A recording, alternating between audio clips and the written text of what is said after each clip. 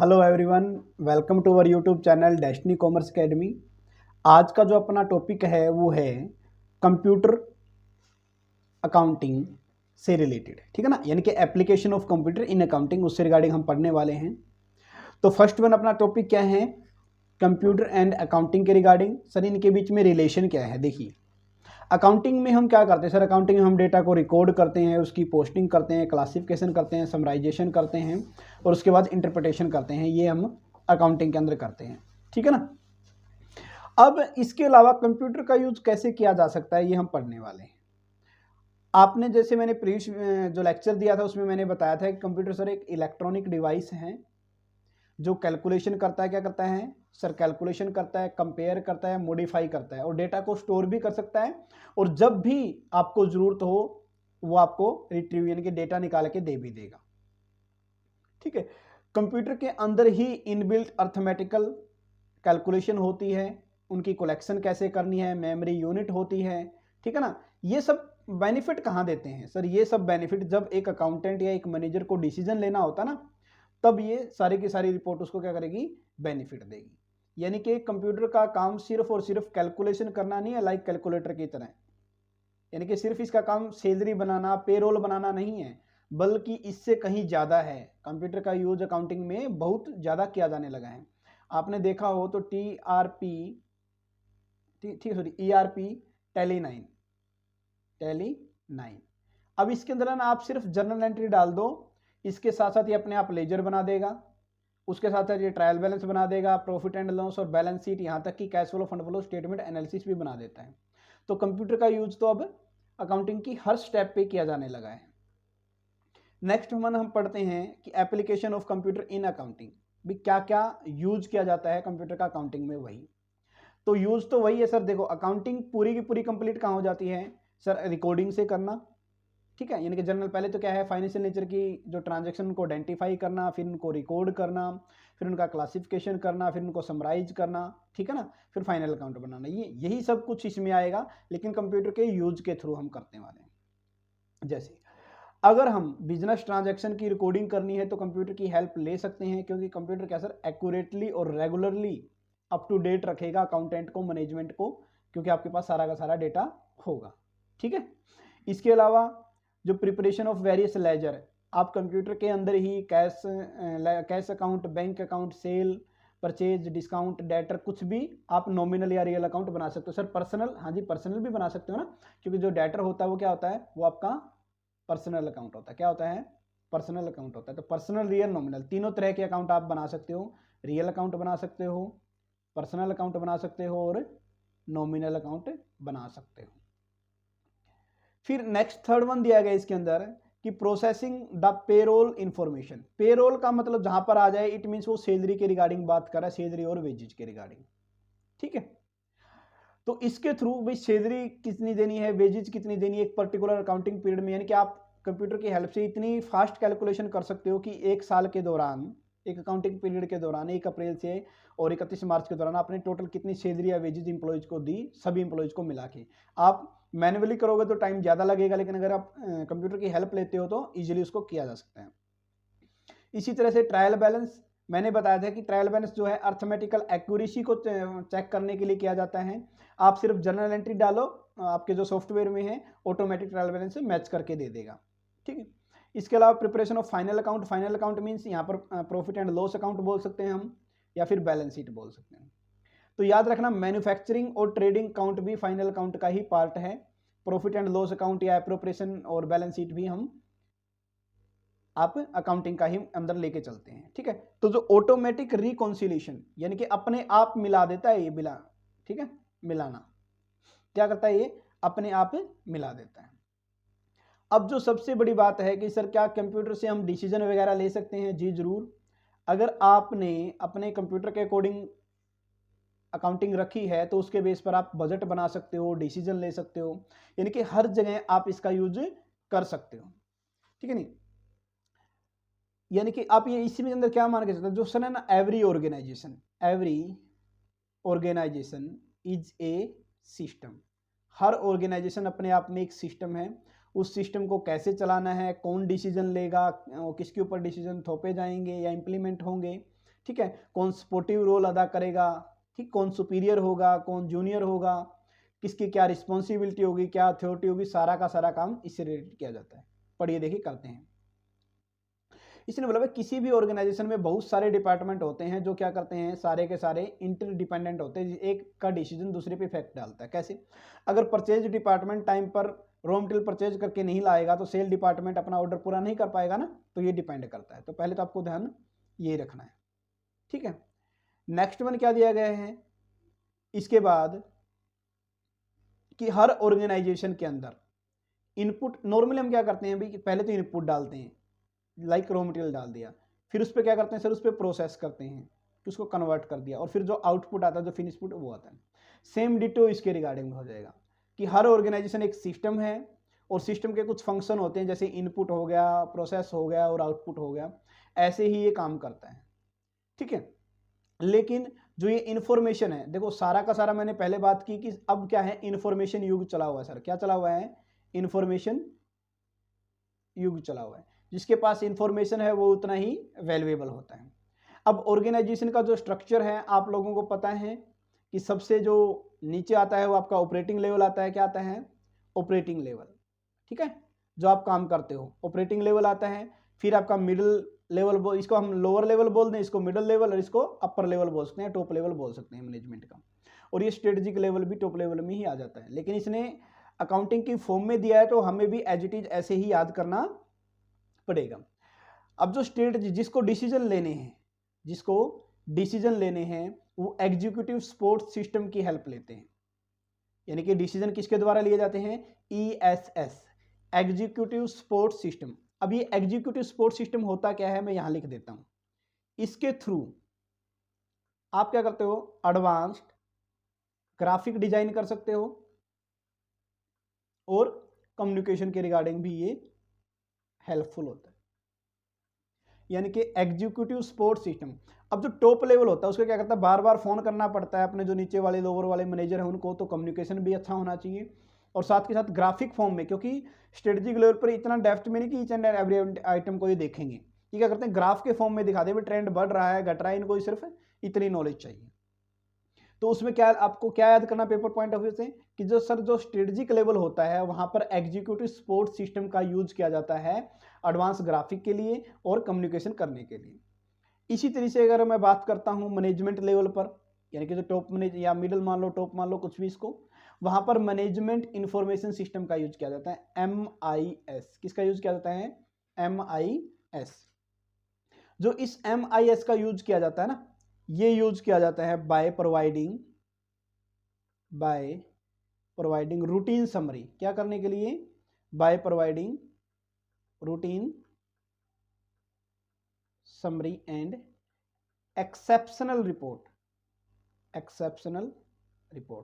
हम कॉमर्स में पढ़ते हैं कि मैनेजमेंट बाय एक्सेप्शन, कि मैनेजमेंट को सिर्फ वही इंफॉर्मेशन प्रोवाइड करनी चाहिए जो ज़्यादा इंपॉर्टेंट है। हर छोटी मोटी बात के लिए आपको टॉप मैनेजमेंट को नहीं टोकना चाहिए, आप ऐसे बोल सकते हो, ठीक है। तो मैनेजमेंट इंफॉर्मेशन सिस्टम के थ्रू जो ये टॉप मैनेजमेंट होते हैं आपके, ये काम करते हैं। तो ये क्या करते हैं MIS के थ्रू? ये प्रोवाइड करवाते सर रूटीन समरी, और जो एक्सेप्शनल रिपोर्ट है वो आपको मैनेजमेंट लेवल को मिलती है। नेक्स्ट में आता है डिसीजन सपोर्ट सिस्टम। अब जैसे कि क्या कर रहे हैं सर, सपोर्ट कर रहे हैं, डिसीजन ले नहीं रहे, क्या कर रहे हैं, डिसीजन सपोर्ट कर रहे हैं।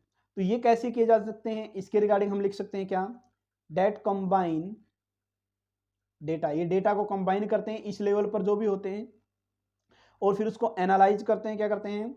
एनालिटिकल रिपोर्ट तैयार करना। किसके लिए? To support the decision. आपको बस सिर्फ इतना याद करना है कि स्ट्रेटजी लेवल पर क्या आता है, मैनेजमेंट लेवल पर क्या आते हैं, और ऑपरेटिंग लेवल पर कौन से इसका सिस्टम का यूज किया जाता है। एक तो क्वेश्चन यहां से बन सकता है। दूसरा, जो ESS है वो किसके लिए? ग्राफिक, एडवांस ग्राफिक और कम्युनिकेशन में काम आता है। MIS जो है वो आपका रूटीन समरी और एक्सेप्शनल रिपोर्ट में काम आता है। और DSS जो है ये डेटा एनालिटिकल रिपोर्ट तैयार करता है, जो कि सपोर्ट के लिए काम करती है। कर लोगे ना? यानी कि क्रॉस मैचिंग में यहां से क्वेश्चन आने के चांसेस ज्यादा है, तो ये अपने लिए इंपॉर्टेंट पॉइंट हो जाता है। और सबसे ज्यादा काम जो एक्चुअल काम किया जाता है वो किया जाता है ऑपरेशनल लेवल पर। किस पे किया जाता है? सर ऑपरेशन लेवल पर। तो वहां पर ट्रांजैक्शन प्रोसेसिंग सिस्टम काम करता है। क्या करता है? Transaction processing system. इसका जो एग्जांपल अगर मैं बात करूं तो इसका एग्जांपल आप ले सकते हो क्या? AIS, accounting information system. क्या बोल सकते हैं आप? अकाउंटिंग इंफॉर्मेशन सिस्टम की अगर मैं बात करूं तो वो बात हम कर सकते हैं। ठीक है, तो इसके अलावा अगर मैं बात करता हूं सर ये क्या काम करता है इसके, और बताइए। ये परफॉर्म करता है that perform and record the daily routine transaction. ठीक है, ये क्या काम करता है सर? ये रिकॉर्ड करता है और उसको परफॉर्म, उसको लागू भी करता है। जो डेली रूटीन में ट्रांजैक्शन होती है ना, उसको ही डील करता है। ये क्या करता है सर? जो डेली रूटीन ट्रांजैक्शन है ये उसको डील करता है। याद रह जाएगा। ये डेटा को एनालाइज करता है और उसको डेटा को कंबाइन करता है और एनालाइज करता है। ये क्या काम करता है? ये समरी प्रोवाइड करवाता है, एक्सेप्शनल रिपोर्ट। और ये क्या करता है सर? ये ग्राफिकल, जो एडवांस ग्राफिक है वो और कम्युनिकेशन से रिगार्डिंग काम करता है। होप सो ये आपको समझ में आ गया होगा टॉपिक। नेक्स्ट वन हम बढ़ते हैं। अगर ना आए तो दोबारा देख लेना वीडियो, तब आज और भी क्लियर आपका हो जाएगा। तो फर्स्ट वन अगर मैं बात करता हूं, एग्जीक्यूटिव सपोर्ट सिस्टम। जो अभी हम करके आए सारा का सारा बस वो है, उसी के अंदर आप कर सकते हो। सर ये हेल्प करता है, दे हेल्प, कौन? ये हेल्प करता है किसमें? डिसीजन लेने में। किस लेवल पर? स्ट्रेटेजिक लेवल पर। तो क्वेश्चन यहीं से बनेगा कि एग्जीक्यूटिव सपोर्ट सिस्टम कहां पर आपकी हेल्प करता है डिसीजन लेने में? तो आप बोलोगे सर स्ट्रेटेजिक लेवल पर करता है। किसके थ्रू करता है? ग्राफिक और कम्युनिकेशन के थ्रू। कर लोगे? हाँ जी कर लेंगे। MIS, management information system. इस दीज आर इंफॉर्मेशन सिस्टम, ये मैनेजमेंट लेवल पर होता है ऑर्गेनाइजेशन के। ठीक है, कौन से मैनेजमेंट लेवल पर? सर जो प्लानिंग, कंट्रोलिंग, डिसीजन मेकिंग का काम करते हैं उस लेवल पर। यानी कि आप बोल सकते हो सर टॉप लेवल पर। किस पे बोल सकते हैं आप? टॉप लेवल पर। और इनको क्या है, क्या हेल्प करेगा ये MIS? सर ये जो है ना टॉप लेवल को, मैनेजमेंट को प्रोवाइड करवाता है क्या? रूटीन समरी और एक्सेप्शनल रिपोर्ट। कर लोगे? हाँ जी कर लेंगे। फिर आता है डिसीजन सपोर्ट सिस्टम। इसके थ्रू ऑर्गेनाइजेशन का जो मैनेजमेंट लेवल है वो क्या करता है सर? डेटा को कंबाइन करता है और एक रिपोर्ट तैयार करता है, एनालिटिक रिपोर्ट, ताकि डिसीजन लेने में इसकी हेल्प हो सके। ताकि डिसीजन लेने में जो ऊपर आपकी मैनेजमेंट इंफॉर्मेशन सिस्टम के थ्रू ली जाती है उसमें हेल्प की जा सके।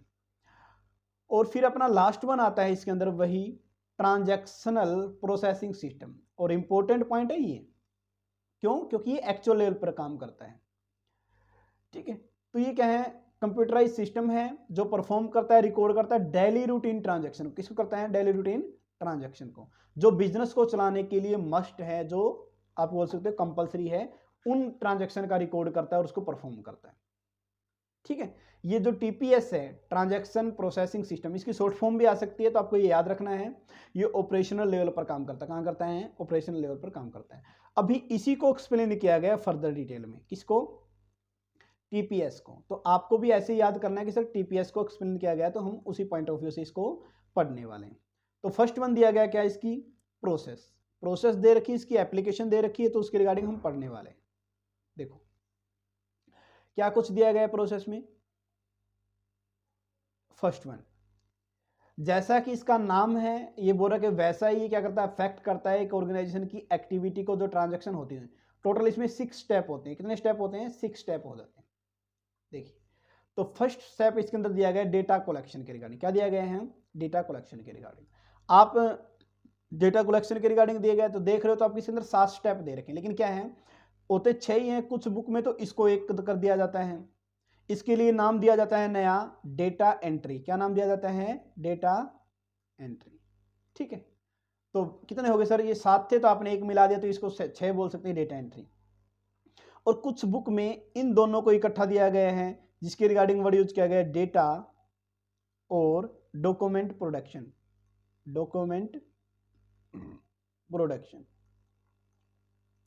ठीक है, तो होते 6 ही है। किसी में इन दोनों को इकट्ठा दे दिया, किसी में इन दोनों को इकट्ठा दे दिया।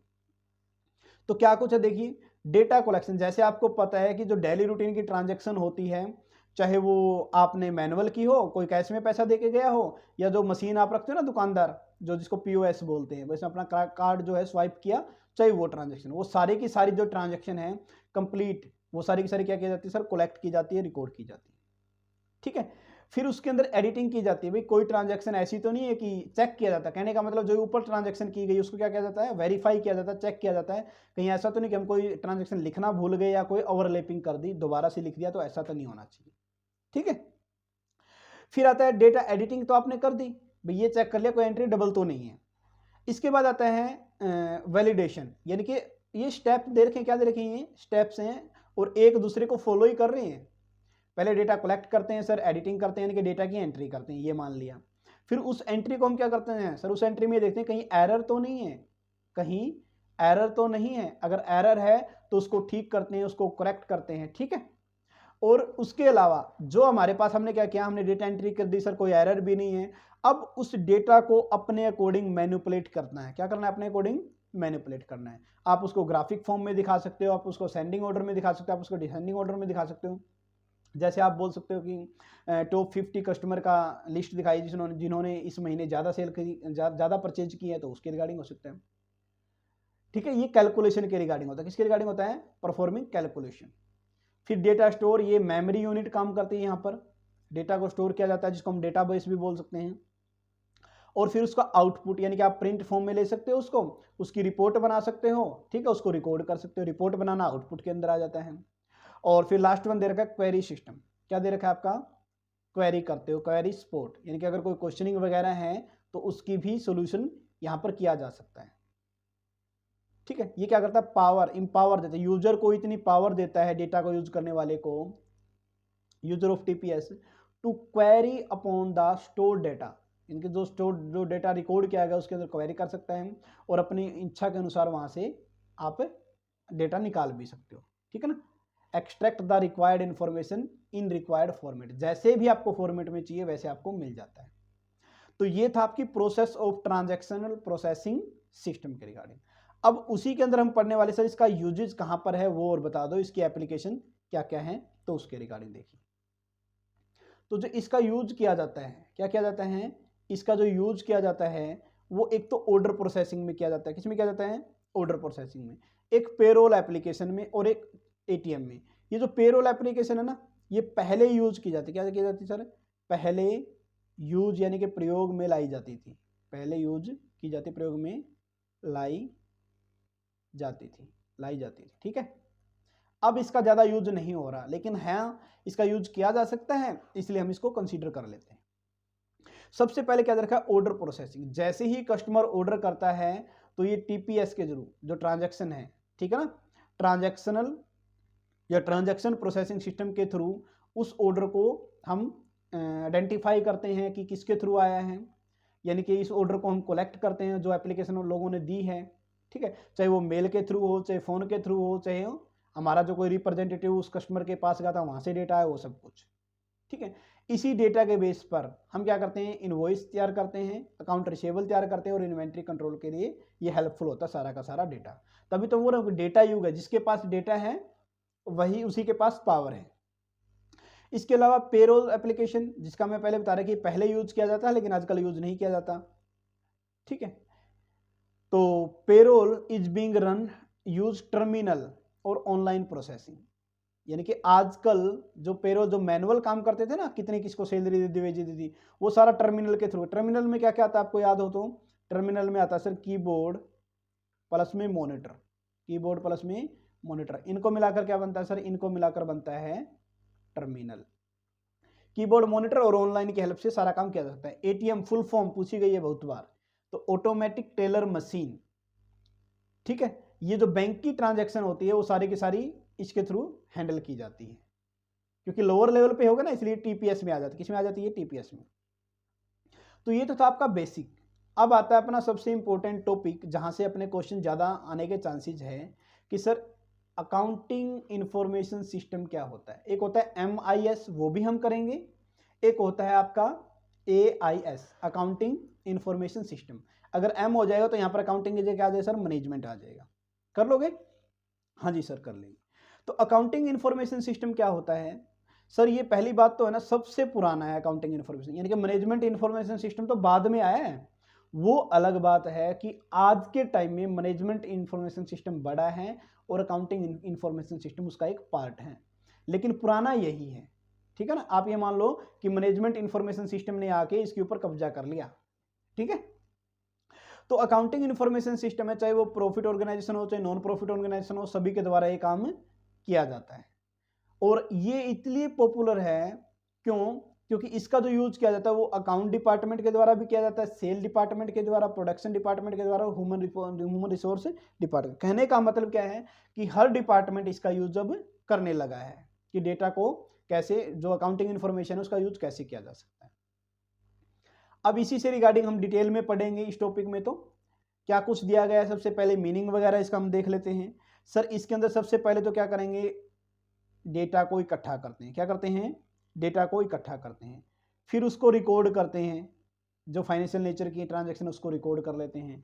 फिर उस डेटा को हम इंफॉर्मेशन में कन्वर्ट करते हैं। जैसे मैंने पहले भी बताया है कि डेटा कैसे होगा, जैसे आपने लिख दिया 5, 1, 2, 10 ऐसे लिख दिया ना, लेकिन इसने बोला सर ये सिर्फ डेटा है, ये क्या है, डेटा है, इससे हमें कुछ मिल नहीं रहा। लेकिन अगर ऐसे लिख देता हूं मैं 1, 2, 5, 10, ये इन्फॉर्मेशन होगी। कैसे इन्फॉर्मेशन होगी सर, ये असेंडिंग ऑर्डर में किसी चीज़ के बारे में बता रही है, ऐसे हो सकता है, ठीक है। या फिर मैं ऐसे बोल सकता हूँ, जैसे ये डेटा है लेकिन इसको मैं बोल देता हूँ ये कि ये प्लेयर 1 है, ये प्लेयर 2 है, ये प्लेयर 5, ये प्लेयर 10। तो मैंने क्या किया, इनको आइडेंटिफाई कर दिया डेटा को, तो क्या बन जाती है अपनी इन्फॉर्मेशन बन जाती है। तो ये आपको ध्यान रखना है, ठीक है। तो क्या क्या था सर, पहले आपने डेटा को इकट्ठा किया, फिर उसको ट्रांजैक्शन को रिकॉर्ड किया जो मॉनेटरी नेचर या फाइनेंशियल नेचर की है, फिर उस डेटा को इन्फॉर्मेशन में ट्रांसफर किया। क्या क्या इन्फॉर्मेशन में कन्वर्ट किया। क्यों कन्वर्ट किया, ताकि यूजर को आसानी से समझ में आ जाए कि जो आपने अभी लिखा सर 1, 5, 3, 2 क्या है ये सिस्टम, इसके रिगार्डिंग कर लोगे। हाँ जी सर कर लेंगे। अब इस अकाउंटिंग इंफॉर्मेशन सिस्टम से क्या क्या एक बिजनेसमैन की प्रॉब्लम दूर होती है वो हम पढ़ने वाले हैं। सबसे पहले तो क्या है, ये जो स्टैंडर्ड मैनेजमेंट रिपोर्ट बनाने में हेल्प करता है। स्टैंडर्ड का मतलब होता है जो नॉर्मल होती है, जो एक्सेप्शनल ना हो उसके रिगार्डिंग, ठीक है। इस मैनेजमेंट रिपोर्ट में क्या होता है, फर्म की समरी या फाइनेंशियल कंडीशन के बारे में पता चल जाता है, पहला तो ये। नेक्स्ट वन, सेकंड पॉइंट दे रखा है कि डेटाबेस मैनेजमेंट सिस्टम का जो यूज किया जाता है, इस इंफॉर्मेशन का यूज आप, जैसे अकाउंटिंग इंफॉर्मेशन सिस्टम मैंने बताया, तो आप जो इसका यूज है ना, इसका यूज आप मैनेजमेंट इंफॉर्मेशन सिस्टम में कर सकते हो, ह्यूमन रिसोर्स इंफॉर्मेशन सिस्टम। कहने का मतलब आपको क्या करना है, इंफॉर्मेशन सिस्टम तो जो वर्ड है वो साथ लगा देना, बाकी चीज़ सारी की वही वही होती है। जैसे कि अपना एचआर डिपार्टमेंट होता था, अपना अकाउंट डिपार्टमेंट होता था, अपना अपना मार्केटिंग डिपार्टमेंट होता था, अपना मैनेजमेंट के रिगार्डिंग होता था, ठीक है। ये सारा का सारे डिपार्टमेंट तो वही है, साथ में क्या लगाना है, इंफॉर्मेशन सिस्टम। तो ऐसे ही जो अकाउंटिंग डिपार्टमेंट है, अकाउंटिंग इंफॉर्मेशन सिस्टम है, वो हेल्प करता है सर हर किसी के लिए, ठीक है। कैसे करता है ये आगे दिया गया, तो डिटेल में वहां से आपको मैं करवा दूंगा। अब इसकी डेफिनेशन वगैरह दे रखी है सर, अकाउंटिंग की डेफिनेशन है वही इसकी है, सिर्फ कुछ भी चेंज नहीं करना। सर ये एक इंफॉर्मेशन सिस्टम है, हाँ जी है अकाउंटिंग इंफॉर्मेशन सिस्टम। ये कलेक्ट करता है डेटा को, प्रोसेस करता है, समराइज करता है और उसकी रिपोर्ट बनाता है, लेकिन किस पैसे में, सिर्फ मॉनेटरी टर्म में। किसमें, सिर्फ मॉनेटरी टर्म को ये क्या करता है, रिकॉर्ड करता है। नेक्स्ट वन आता है सर इसके फीचर क्या क्या हैं, ठीक है। फीचर या फिर और बोल सकते हैं characteristics of accounting information system, ठीक है। ये क्या कर सकता है, ये ट्रांजैक्शन बेस्ड इंफॉर्मेशन सिस्टम भी है, यानी कि अकाउंटिंग इंफॉर्मेशन सिस्टम को आप ट्रांजैक्शन बेस्ड इंफॉर्मेशन सिस्टम भी है, ठीक है। जो मैंने करवा था ट्रांजैक्शन प्रोसेसिंग सिस्टम टीपीएस, मैंने क्या कहा था, टीपीएस का एग्जांपल क्या दिया था सर, आपने टीपीएस का एग्जांपल लिखा था एआईएस, ठीक है सर यही है। तो इसलिए ये इसका पार्ट है, इसलिए इसको क्या बोला जा सकता है, ट्रांजैक्शन बेस्ड इंफॉर्मेशन सिस्टम। ये किस किस जगह पर क्या क्या हेल्प करता है एक बिजनेसमैन की या एक अकाउंटेंट की, तो वो हम पढ़ने वाले हैं। तो फर्स्ट वन क्या दिया गया है सर, सबसे पहले तो दिया गया है ये हेल्प करता है किसके रिगार्डिंग, जो फाइनेंशियल नेचर की ट्रांजैक्शन होती है उनको रिकॉर्ड करना, हैंडल करना, उनके अंदर चेंज करना जो आपकी सुविधा के अनुसार हो, ठीक है। और फिर उस ट्रांजैक्शन से क्या करता है सर, रिपोर्ट जनरेट करता है। क्या करता है, रिपोर्ट जनरेट करता है। अब सर रिपोर्ट तो इंटरनल के लिए कर रहा है या एक्सटर्नल के लिए, या तो इंटरनल के लिए कर सकता है और या फिर एक्सटर्नल यूजर के लिए कर सकता है, ठीक है। अगर वो इंटरनल के लिए करता है तो उसके लिए हम वर्ड यूज करेंगे इंटरनल रिपोर्ट। अगर वो एक्सटर्नल के लिए, एक्सटर्नल लाइक गवर्नमेंट हो गई, ठीक है ना, अथॉरिटी कोई भी हो गया XYZ, तो उसको बोलते हैं हम एक्सटर्नल रिपोर्ट या आउटसाइडर रिपोर्ट या रिपोर्ट फॉर आउटसाइडर। कहाँ कहाँ हेल्प करता है सर, ट्रांजैक्शन के अंदर करता है, रिपोर्ट को जनरेट करने में करता है, और थर्ड वन हम पढ़ने वाले हैं नेक्स्ट आगे, कि ये हेल्पफुल है किसमें, बजट बनाने में भी। किसमें हेल्पफुल है सर, इसके थ्रू हम बजट भी तो बना सकते हैं। हाँ जी, क्यों नहीं बना सकते, यानी कि क्या कर सकते हैं, बजट बनाने में हेल्प करता है। ठीक है, इसके अलावा ये जो लॉ के अकॉर्डिंग, कानून के अनुसार जो है अकाउंट मेंटेन करने में हेल्प करता है। जैसे ERP9 है, ERP9, टेली ERP9, इसके अंदर सारे रूल रेगुलेशन जो इनकम टैक्स के हैं वो फॉलो किए गए। क्या किए गए हैं, इनकम टैक्स के जो रूल है सर वो फॉलो किए गए हैं। ठीक है ना, तो ये आपको ध्यान रखना है। इसके अलावा इसने बोला भाई जो अकाउंटिंग इन्फॉर्मेशन सिस्टम है, देखो आपको क्या है, पहले तो मैनुअल होता था, अब कंप्यूटर से यानी कि एक क्लिक से आपको पता चल जाता है कि क्या कुछ डेटा है, इस इंफॉर्मेशन, इस कंपनी की क्या पोजीशन है, स्ट्रॉन्ग है, वीक है, सारा डाटा एक क्लिक में आ जाएगा आपके पास। तो इसलिए बोला कि इसको है ना आपको सेफ, क्या है सर, हाईली सेफ और सिक्योर्ड इन्वायरमेंट की भी नीड होती है, वरना आपकी इन्फॉर्मेशन तभी लीक हो जाती है, लीक होने का खतरा होता है अगर आप ऑनलाइन कनेक्ट है तो। अब हमने क्या बात की सर, हमने पढ़ा अकाउंटिंग इन्फॉर्मेशन सिस्टम क्या होता है, इसके अलावा हमने पढ़ा उसकी फीचर या करैक्टरिस्टिक्स क्या है। अब अकाउंटिंग इन्फॉर्मेशन सिस्टम, ठीक है, सब सिस्टम के रिगार्डिंग और हम बात करते हैं। देर आर 4 मेन सब सिस्टम ऑफ एन अकाउंटिंग, इसके 4 सब सिस्टम भी है। कौन कौन से, इनपुट, प्रोसेस, आउटपुट और उन सबको कंट्रोल करना। किन सबको सर, इन तीनों को कंट्रोल करना, ये भी इसका मेन मोटिव है। इसको डायग्राम की फॉर्म में समझाया गया है, तो वो देखिए। सबसे पहले क्या दिया गया है, सबसे पहले दिया गया है सर इनपुट। क्या दिया गया है, इनपुट। ठीक है, इनके आप बोल सकते डेटा को कलेक्ट करना, फिर उसके ऊपर प्रोसेस करना, डेटा को इन्फॉर्मेशन में कन्वर्ट करना, और फिर जो एक्सटर्नल यूजर उसको प्रोवाइड करना, और साथ ही साथ उस पर क्या करना सर, कंट्रोल करना। ये सारा का सारा इसी के रिगार्डिंग आता है। तो आपको जो पेपर में पूछ सकता है तो ये पूछ सकता है कि अकाउंटिंग इन्फॉर्मेशन सिस्टम जो है उसके उसके जो सब सिस्टम है वो कौन कौन से हैं, तो आपको ये पता होना चाहिए। तो फिर से पढ़ लेते हैं सर। इनपुट के अंदर क्या होता है सर, इनपुट के अंदर होता है सर जो डेली रूटीन, जो डील करते हैं, ठीक है ना, जो डेली रूटीन की ट्रांजैक्शन होती है उनको कलेक्ट करना, उनको अरेंजमेंट करना, ठीक है, उनको प्रोवाइड करवाना, बस। यानी कि इनपुट के अंदर डेटा कलेक्शन लगा, आप क्या मान सकते हो सर, डेटा को कलेक्ट करना आ सकता है मैन तो सबसे ज़्यादा। ठीक है, प्रोसेसिंग के अंदर क्या होता है, ये जो इनपुट का जो डेटा है उसके ऊपर प्रोसेस करता है। किसके ऊपर प्रोसेस करता है, जो इनपुट का डेटा यूज किया गया है, ताकि उससे इंफॉर्मेशन जनरेट की जा सके, यानी कि डेटा को इंफॉर्मेशन में ट्रांसफर करता है। और आउटपुट के अंदर क्या होता है, जो इसके यूजर होते हैं डेटा के, उनको किस लैंग्वेज में समझ में आती है, किस फॉर्मेट में समझ में आती है। इसके अलावा आउटपुट इस तरीके से होना चाहिए कि जो स्टैच्यूरी बॉडी होती है, जो इनकम टैक्स डिपार्टमेंट है, ठीक है, उसकी नीड को भी पूरा किया जा सके। और इन सब के लिए सर इन तीनों पे कंट्रोल होना जरूरी है। क्या होना जरूरी है, कंट्रोल होना जरूरी है। तो ये कंट्रोल के रिगार्डिंग बात की गई है। तो देखिए क्या है इसके अंदर सर, जो ये कंट्रोल सब सिस्टम है किसका सर, अकाउंटिंग इंफॉर्मेशन सिस्टम का, ये रिस्पॉन्सिबल होता है किसके ऊपर, पूरी की पूरी अकाउंटिंग इंफॉर्मेशन सिस्टम के ऊपर।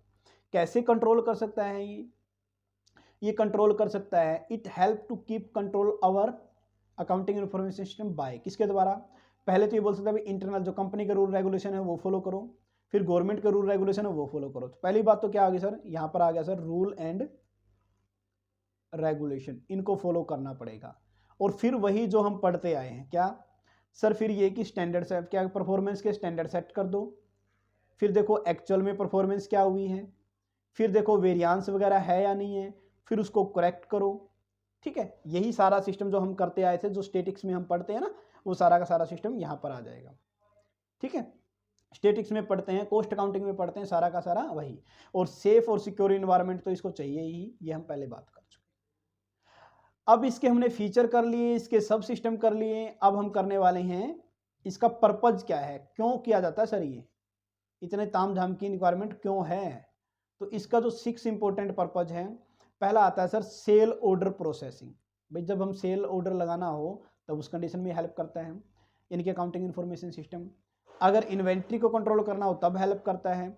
अगर किसी को पैसे उधार दे रखे हो, ट्रेड रिसीवेबल किससे मिलकर बनते हैं, पहले भी करवा चुके हैं, बताइए शाबाश, debtor plus BR। Account payable किससे मिलकर बनता है, creditors plus BP।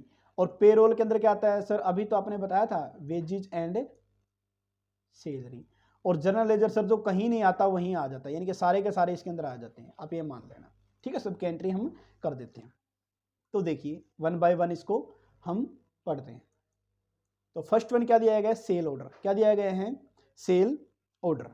Cell order में क्या किया जा सकता है, जैसे ही कस्टमर ऑर्डर देता है, जैसे ही कस्टमर ऑर्डर देता है तो हम उसको क्या करते हैं, उस ऑर्डर को रेडी करते हैं, फिर उसका इनवॉइस तैयार करते हैं जो कस्टमर को देना है आपको।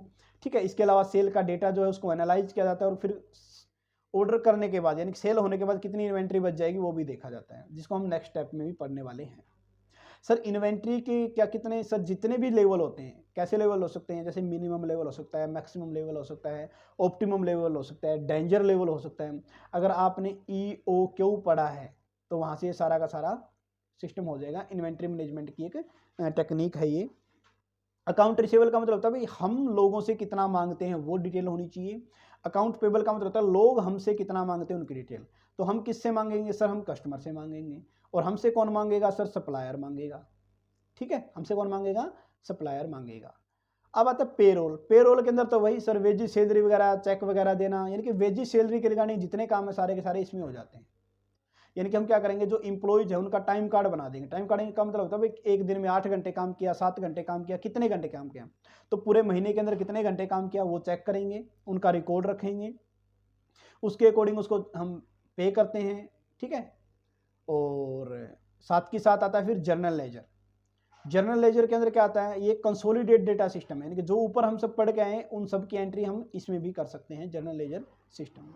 तो ये आपको याद रखना, 6 इंपॉर्टेंट पर्पज थे अकाउंटिंग इंफॉर्मेशन सिस्टम को एक ऑर्गेनाइजेशन के अंदर इंप्लीमेंट करने के। कौन कौन से हैं सर, पहला है सेल ऑर्डर प्रोसेसिंग, दूसरा है सर इन्वेंट्री कंट्रोल, तीसरा अकाउंट रिसीवेबल, चौथा अकाउंट पेबल, पांचवा पेरोल और छठा है आपकी जर्नल लेजर के रिगार्डिंग। किसके रिगार्डिंग है, जर्नल लेजर के रिगार्डिंग।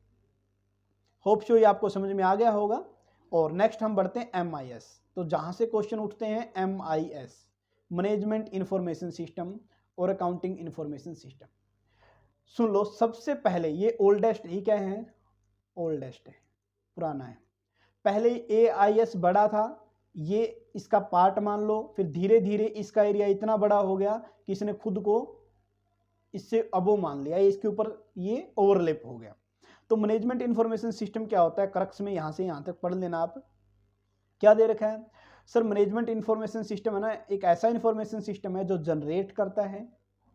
ठीक है, ठीक है, किसको सर, इन्फॉर्मेशन को, जो इन्फॉर्मेशन को जनरेट करता है और ये देखता है इन्फॉर्मेशन एक्यूरेट है, टाइम पे दी गई है, ऑर्गेनाइज है, ताकि इस इन्फॉर्मेशन के थ्रू जो मैनेजर होता है वो डिसीजन ले सके, कंट्रोल कर सके बिजनेस पर, प्रॉब्लम है तो कोई सोल्व कर सके और अपनी सुपरवाइज का काम कर सके, या रिकॉर्ड को बोल सकते हैं आप ट्रैक कर सके। ठीक है, कि क्या कुछ ऑर्गेनाइजेशन में चल रहा है, सारा का सारा काम इसके थ्रू हो सकता है। अब आता है अकाउंटिंग इन्फॉर्मेशन सिस्टम। सर ये तो हम पढ़ चुके हैं ना अभी, AIS वही सिस्टम सारा का सारा आइडेंटिफाई करना, कलेक्ट करना, प्रोसेस करना, कम्युनिकेट करना, किसको सर, इन्फॉर्मेशन को। कौन सी, जो मॉनिटरी नेचर की, इसलिए वर्ड यूज किया गया इन्फॉर्मेशन, सॉरी इकोनॉमिक, किसके लिए, यूजर के रिगार्डिंग हो जाएगा। इसके अलावा हर अकाउंटिंग सिस्टम, देखिए every accounting system is a part of accounting information system. Accounting information system का पार्ट कौन है, अकाउंटिंग सिस्टम। और अकाउंटिंग इन्फॉर्मेशन सिस्टम खुद किसका पार्ट है सर, मैनेजमेंट इन्फॉर्मेशन सिस्टम का। और जो आगे डायग्राम बनाया गया है उससे आपको ये पूरा का पूरा जो है कंसेप्ट क्लियर हो जाएगा। ठीक है, देखो क्या दिया गया, सबसे ऊपर दिया गया है क्या सर, सबसे ऊपर दिया गया है जो आपका मैनेजमेंट इन्फॉर्मेशन सिस्टम है। क्या दिया गया है, मैनेजमेंट। फिर दिया गया उसके अंडर काम करता है कौन, अकाउंटिंग इन्फॉर्मेशन सिस्टम। और उसके अंदर काम कौन करता है, अकाउंटिंग सिस्टम। यानी कि इन्फॉर्मेशन हटा के अकाउंटिंग सिस्टम आपका यहाँ पर आ जाएगा। कर लोगे, हाँ जी सर कर लेंगे। अब तो ये मान लो कि चैप्टर जो है बेसिक सा मोस्टली हो गया है, सिर्फ बेसिक बेसिक रह गया है, वो करते हैं।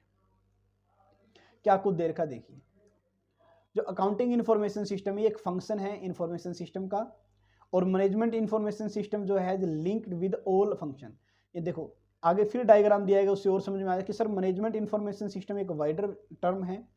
क्या है ये, एक management information system, short form इनकी याद रखना MIS है, और अकाउंटिंग इन्फॉर्मेशन सिस्टम की AIS, मैन्युफैक्चरिंग की MIS। तो ये मैन्युफैक्चरिंग और मैनेजमेंट का मिक्स मत करना, marketing information system, financial information system, या फिर ह्यूमन रिसोर्स इन्फॉर्मेशन सिस्टम। पहले जो है ना, सबसे पहले जो MIS मैनेजमेंट इंफॉर्मेशन सिस्टम और फाइनेंशियल इंफॉर्मेशन सिस्टम को एक ही माना जाता था कि मैनेजमेंट का काम सिर्फ पैसे कलेक्ट करना है, या ज़्यादा से ज़्यादा ये मान रखते थे कि सर अकाउंटिंग, भाई अकाउंट के रिकॉर्ड को मेंटेन करना, ये मान सकते थे। ठीक है, तो पैसे के रिगार्डिंग मानते थे और ज़्यादा से ज़्यादा अकाउंटिंग इन्फॉर्मेशन सिस्टम। लेकिन सच्चाई ये है कि जो मैनेजमेंट इन्फॉर्मेशन सिस्टम वो एक वाइडर टर्म है, उसका एरिया बहुत ज़्यादा बढ़ गया है, और जो एक ऑर्गेनाइजेशन के बहुत सारे पार्ट है वो सबसे लिंक है। किससे लिंक है? सभी पार्ट से वो लिंक है खुद को।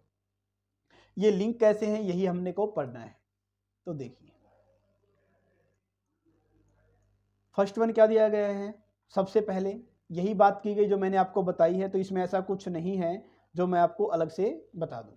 तो अब आता है सर इसके अंदर डिजाइनिंग ऑफ अकाउंटिंग रिपोर्ट। क्या दे रखा है सर? अकाउंटिंग रिपोर्ट बनाना। आपको याद है रिपोर्टिंग का काम सबसे लास्ट में किया जाता है, पहले इनपुट होता है, फिर प्रोसेस होती है, फिर आउटपुट होता है। उस आउटपुट के अंदर हम रिपोर्ट पेश करते हैं, या रिपोर्ट के थ्रू हम आउटपुट पेश किया जा सकता है। ठीक है, डेटा फ्रॉम वेरियस सोर्स, यानी कि बहुत सारे सोर्स से क्या किया जाता है सर? डेटा को कलेक्ट किया जाता है और उसको अपनी सुविधा के अनुसार मैनिपुलेट किया जाता है, ताकि उस डेटा को कन्वर्ट किया जा सके इंफॉर्मेशन में। किसमें कन्वर्ट किया जा सके? इंफॉर्मेशन में। ठीक है, इसलिए उस डेटा को क्या किया जाता है? कंप्राइज किया जाता है, एक सर्टेन ऑर्डर में आप बांध सकते हो। तो डेटा को इंफॉर्मेशन में कन्वर्ट किया जाता है और इंफॉर्मेशन को एक रिपोर्ट के रूप में पेश किया जाता है।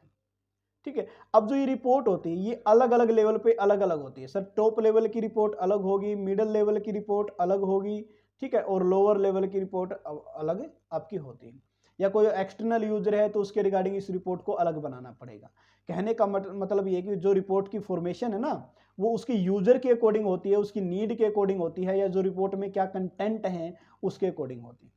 तो रिपोर्ट सर कैसी होनी चाहिए? रिपोर्ट रेलिवेंस होनी चाहिए, मतलब जिस पे विश्वास किया जा सके, और एक्यूरेसी होनी चाहिए कि एरर वगैरह नहीं होना चाहिए, शुद्ध होनी चाहिए, टाइमलेस। एक गिवन टाइम पीरियड के अंदर रिपोर्ट आपको पेश करनी पड़ेगी। ऐसा नहीं है कि टाइम चला गया फिर आप रिपोर्ट लेके आए तो उसकी कोई वैल्यू नहीं होगी।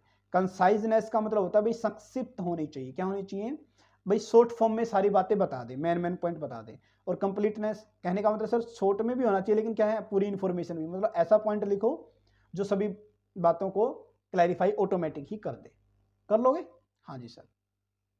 नेक्स्ट वन, अपने को इन्हीं स्टेप्स को अब कहां पर इसका यूज किया जाता है, यानी कि हमने क्या किया सर? अकाउंटिंग रिपोर्ट को डिजाइन करना है तो कौन कौन से स्टेप लगेंगे? ये तो थी नीड, यानी कि कैरेक्टरिस्टिक्स। अभी हमने पढ़े क्या? कैरेक्टरिस्टिक्स ऑफ ए रिपोर्ट कौन कौन सी थी? रेलिवेंसी होनी चाहिए, एक्यूरेसी, टाइमलेसली, कंसाइजनेस और कंप्लीटनेस। अब आता है सर रिपोर्ट को तैयार कैसे करते हैं। सबसे पहले तो सर आपका ऑब्जेक्टिव कैसे, जैसे अभी मैंने बोला किस यूजर के लिए, एक्सटर्नल है, इंटरनल है, उस रिपोर्ट का बेस क्या है, उस रिपोर्ट का ऑब्जेक्टिव क्या है। ठीक है, किस टाइप का डिसीजन लेना है, इनके टाइप ऑफ यूजर और टाइप ऑफ डिसीजन पे डिपेंड करता है कि एक अकाउंटिंग रिपोर्ट का ऑब्जेक्टिव क्या होगा। इसी तरीके से उसके अंदर कंटेंट या फॉर्मेट वो किस स्टाइल में लिखा जाएगा। सर इस टाइप से कंटेंट होना चाहिए कि वो कंटेंट को पढ़ने के लिए आपको बाहर से हेल्प ना लेनी पड़े, और उसकी जो शैली है, जो लिखने का तरीका, वो ल्यूसिड स्टाइल, यानी कि स्पष्ट रूप से, क्या है, क्लियर कट लिखा होना चाहिए, स्पष्ट शैली। उसकी लिखावट ऐसी हो जो समझ में आ जाए। पहली बात, manipulating the data. Manipulating data में हम क्या लिखते हैं, देखिए, यानी कि जो अकाउंटिंग इन्फॉर्मेशन है उसमें जो क्वेरी वगैरह है, क्या वो हम कर सकते हैं, नहीं कर सकते। यानी कि जो डेटाबेस है जहां से हमने डेटा उठाया है, डेटाबेस का मतलब आप ये मान लो कि भाई एक अलमारी है आपकी, उसके अंदर आपने अलग अलग सामान रख रखा है। अब आप जो सामान उठा रहे हो, कहाँ से उठा रहे हो सर? इस डेटाबेस से उठा रहे हैं। वैसे इन्फॉर्मेशन को अलग अलग टाइप की इन्फॉर्मेशन होती है जो आप उठा रहे हो, क्या आपका यूज करने के लिए हम यूज करते हैं, उसको डेटाबेस में से निकालते हैं। और फिर क्या करता है सर? फाइनेंशियल जो फाइनल रिपोर्ट है वो तैयार की जाती है। ठीक है, और जो फाइनल रिपोर्ट को तैयार करते टाइम आपको हर पॉइंट का कंसीडर करना है। क्या क्या कंसीडर करना है सर? उसका ऑब्जेक्टिव जो आपने लिया था वही है क्या? ठीक है, जो उसके अंदर कंटेंट पूरा है क्या? उसका फॉर्मेट इजीली है क्या? सबको समझ में आ जाएगा? डेटा को जो मैनिपुलेट, जो क्वेरी वगैरह हो सकती है वो पॉसिबल है या नहीं है? तो उसी के रिगार्डिंग आपको फाइनल रिपोर्ट तैयार करनी है। ये थे इसके स्टेप ऑफ रिपोर्ट जब आप एक अकाउंटिंग रिपोर्ट बनाते हो। अब सर टाइप और दिखा दो इसको, कितने कितने टाइप के होते हैं। तो देखिए इसके जो टाइप दिए गए हैं, अब ये जो जिसके लिए यूज किया गया है उसका टाइप वैसा ही बनेगा। जो जिसके लिए यूज किया गया है उसका टाइप ऐसा है। जैसे कस्टमर को पेश करनी तो कस्टमर रिपोर्ट, सप्लायर को पेश करनी तो सप्लायर रिपोर्ट, ठीक है, मैनेजर को पेश करनी तो मैनेजर रिपोर्ट। तो बस यही कुछ है।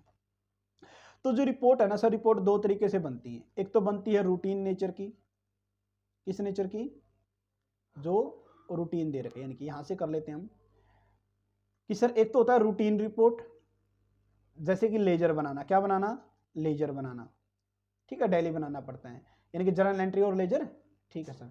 एक होती है स्पेसिफिक रिक्वायरमेंट रिपोर्ट, लाइक किसी पर्टिकुलर कस्टमर को आप, यानी कि फॉर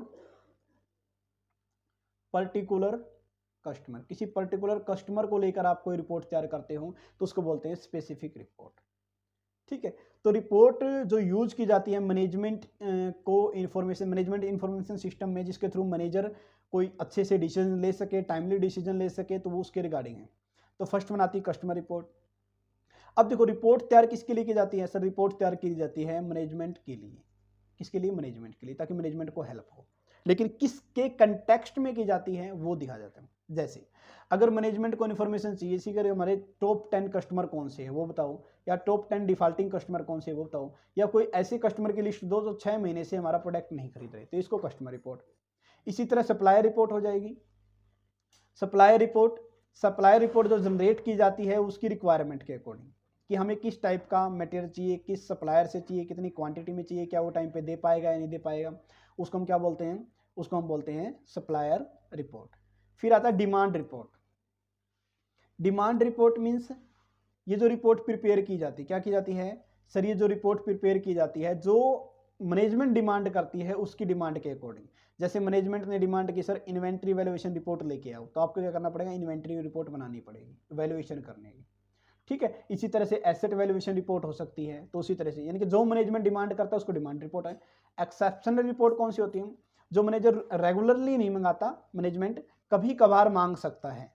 जैसे इंक्वायरी ऑफ इन्वेंट्री स्टेटस, की इन्वेंट्री का स्टेटस क्या है, नॉर्मली तो मांग ही लेते हैं, लेकिन जो अंडर स्टॉक और ओवर स्टॉक, भाई अब की बार ज्यादा कितना वो पार्ट हमें बताइए, या कम कितना वो पार्ट हमें बताइए, तो ये क्या है सर, ये एक्सेप्शनल रिपोर्ट है। रिस्पॉन्सिबिलिटी रिपोर्ट का मतलब क्या होता है सर, रिस्पॉन्सिबिलिटी रिपोर्ट का मतलब होता है जिसको रिस्पॉन्सिबल किया गया है कि भाई ये रिपोर्ट जो है आपको, जैसे मान लिया एक्सपोज करो एक परचेज मैनेजर हो गया, वो किसके लिए रिस्पॉन्सिबल है सर, उसने पूरे साल के दौरान कितना माल खरीदा, कहीं ऐसा तो नहीं कि शॉर्टेज होगी उसने सामान खरीदा ना हो, कहीं उसने ज़्यादा तो नहीं खरीद लिया। तो हर डिपार्टमेंट का मैनेजर अपने लिए रिस्पॉन्सिबल होता है। वैसे ही मार्केटिंग डिपार्टमेंट का मैनेजर मार्केटिंग के लिए रिस्पॉन्सिबल होता है। फाइनेंस डिपार्टमेंट का मैनेजर फाइनेंस के लिए रिस्पॉन्सिबल होता है कि कहीं ऐसा ना हो कि पैसे ब्लॉक में, वैसे करंट एसेट में ज़्यादा लगा दियो, फिक्स में ना लगाए हो, तो ये सब देखना पड़ता है। और आज का जो अपना लास्ट टॉपिक आता है वो है कि जो अकाउंटिंग इन्फॉर्मेशन सिस्टम है इसका अदर सिस्टम से क्या कुछ रिलेशन है वो बताना, यानी कि डेटा एक्सचेंज करते हैं एक दूसरे से अदर इंफॉर्मेशन सिस्टम से। तो जो अकाउंटिंग इंफॉर्मेशन सिस्टम है ये हम पढ़ने वाले हैं। तो पहला जो रिलेशन दिखाया गया है, तीन के साथ इसका रिलेशन दिखाया गया है। पहला है अकाउंटिंग इंफॉर्मेशन सिस्टम का मैन्युफैक्चरिंग इंफॉर्मेशन सिस्टम से और ह्यूमन रिसोर्स इंफॉर्मेशन सिस्टम से। देखिए क्या है, तो इस डायग्राम में सबसे पहले क्या दिया गया आपको, तीन चीजें दी गई हैं। देखो ये तो अपना बेस हो गया सर, अकाउंटिंग इंफॉर्मेशन सिस्टम, इनके अकाउंटिंग डिपार्टमेंट हो गया, ठीक है। अब ये क्या काम करता है, सबसे पहले तो अगर मैं बात करूं step 1 sir, human resource system क्या करेगा, इसको स्टेप 1 करते हैं। ह्यूमन रिसोर्स जो सिस्टम है वो एक बार तो क्या करेगा, रिपोर्ट भेजेगा, भाई इतनी वेजेस देनी है, वर्करों ने इतना काम किया है, किसको, अकाउंट डिपार्टमेंट को, स्टेप 1।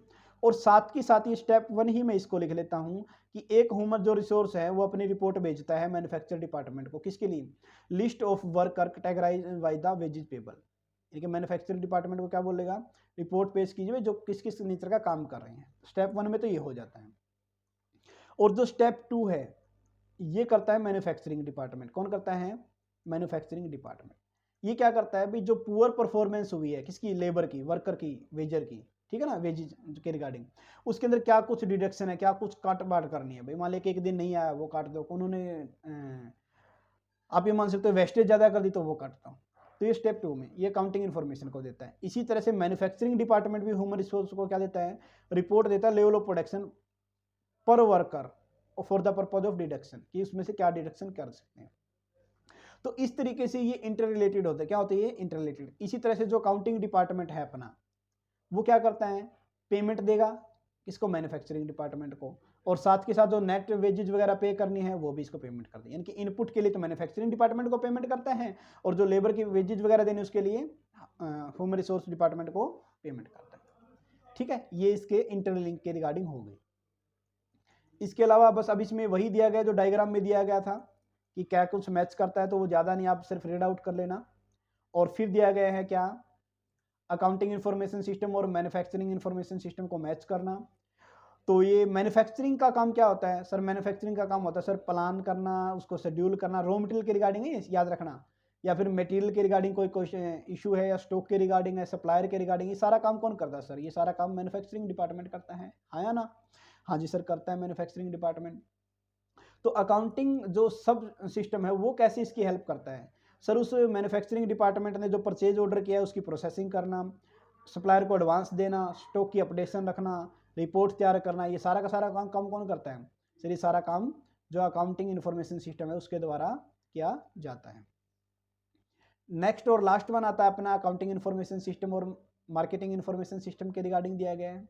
अब मार्केटिंग का काम क्या है सर? मार्केटिंग तो ये देखता है कितनी तो इंक्वायरी आई हमारे पास, पर्सनल रिलेशन बनाना कस्टमर के साथ, ऑर्डर को ट्रैक करना, ऑर्डर को भिजवाना, बिल जनरेट करवाना, ये काम।